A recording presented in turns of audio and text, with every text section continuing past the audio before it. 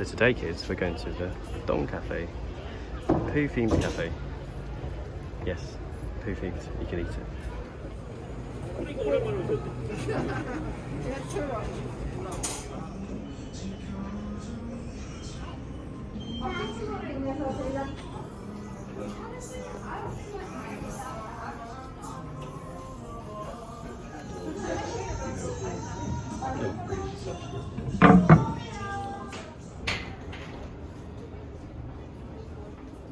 These guys are straining a bit hard. So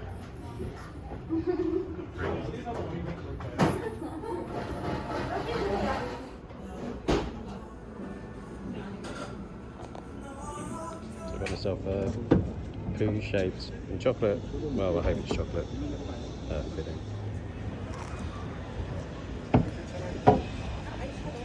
With a rogue nut. No, it's not really a nut. This little shopping district's quite nice as well. Lots of cool little stores.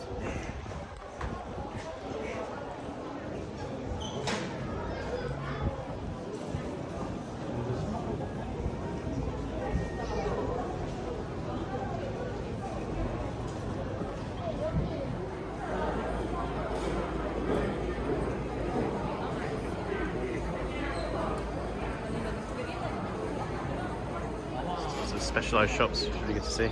Slippers, and then cat pictures of cats. Who doesn't want that? I'm in Insadong at the moment. Another nice area with classical music going on.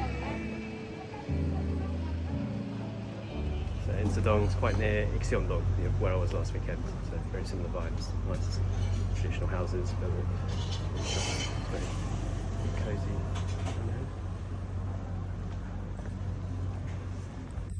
But there's one that's famous for funny dough. That's one of the martial arts.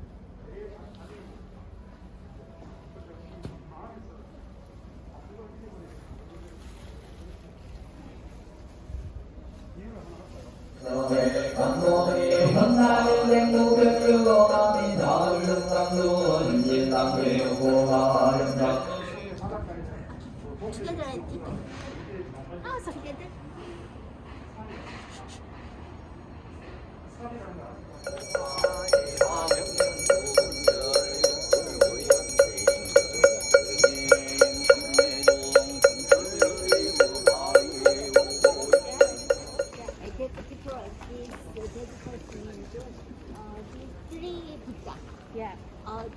In the middle of Sakamoto. Do you know the Sakamoto? No. Found that. Oh.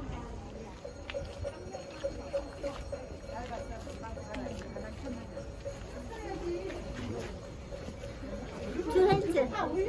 Yes. These two hands. So I'm in Itaewon Saturday night. So this is where like the foreigners hang out. It's like a big party district. So it seems pretty busy actually.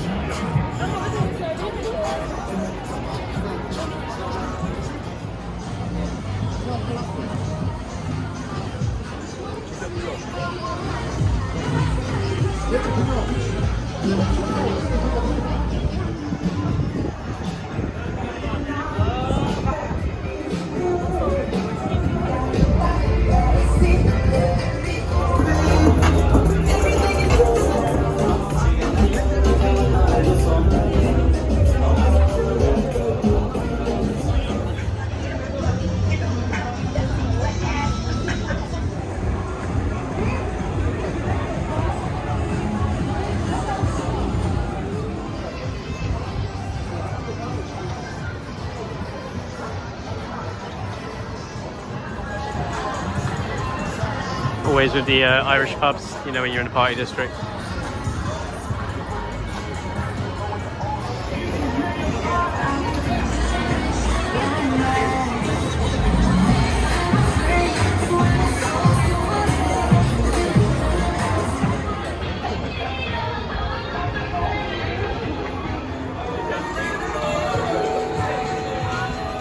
I admire this McDonald's rip-off, no brand burger. Catchphrase, it's good enough. So I think even the inside looks very, very similar.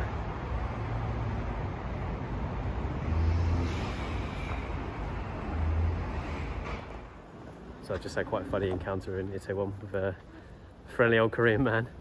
I was just walking through Itaewon, like the party district, just by myself, didn't go in anywhere, just having a walk. And then kind of got to the end, I was just chilling out, minding my own business, just having a look at my phone.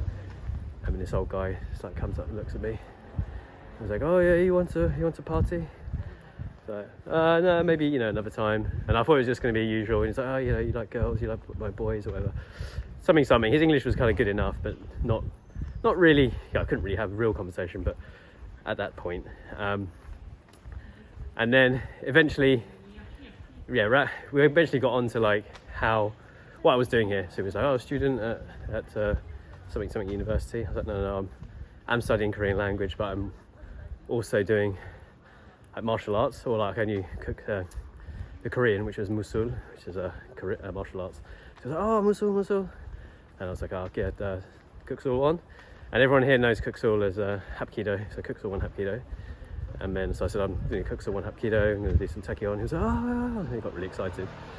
And then he was like, then I said, I'm like a Pusabanim. So, oh, Sabanim, like, which means like instructor. You know Pusabanim, but he just said Sabanim. And he said, oh, I also teach, you know, he said he does Tai Chi.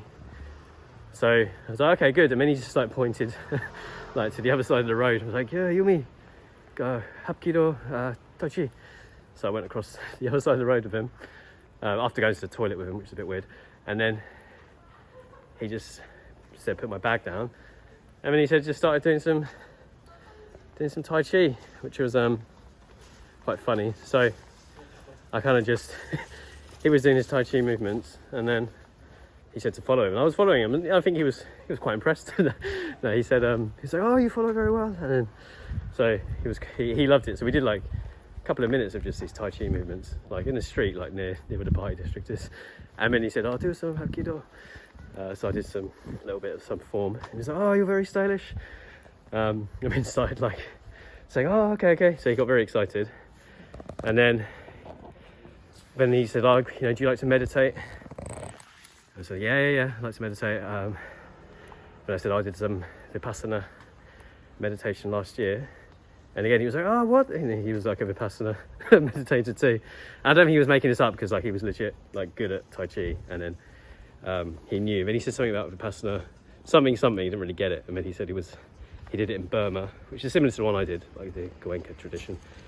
And then he said something about the Dalai Lama, and I was like, oh, you're going to love this then. So I obviously got my Dalai Lama video out, and then he was like, he just couldn't believe his eyes. He was like, what, you Dalai Lama? And he wanted to touch me again. And then he was like, oh, and then I asked him like, oh, why did you talk to me? And he was like, oh, because I thought, you know, you, me, Dalai Lama. And then he said, okay, we need to meditate in the mountains. And because apparently he goes around the world, he was saying stuff like he's done talks, like I don't talks on like meditation and martial arts around this area. I mean, I think he's like half Japanese, half Korean. So I mean, his English was good enough. And then, so anyway, he just said, oh, I got his number. He took my number. He wanted to buy me like McDonald's or something, kebab. And he said, let's go meditate. And I said, well, where are we going to do it, in the park or wherever, in the mountains? He was like, yes, let's do it in the mountains. So I might have like a meditation mountain date with an old Tai Chi dude. He was very friendly. It's quite funny. And again, it just shows you like the connective power of like martial arts or meditation or these kind of practices. And yeah, maybe some people just recognize it. I don't really know. So I attract these kind of people. It's quite funny.